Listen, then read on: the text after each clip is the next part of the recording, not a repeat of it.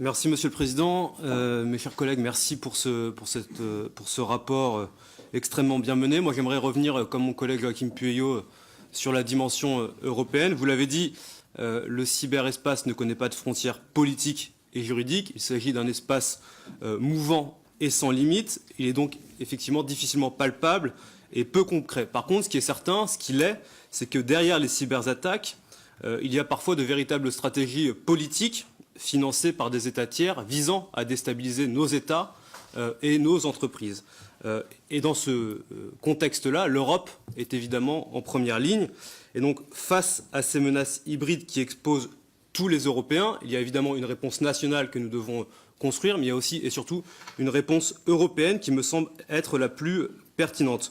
Je crois qu'il faut être capable de construire un bloc européen, construire cette véritable souveraineté européenne du cyber pour faire face à la montée en puissance d'un bloc numérique qui, lui, est antagoniste à cette Europe.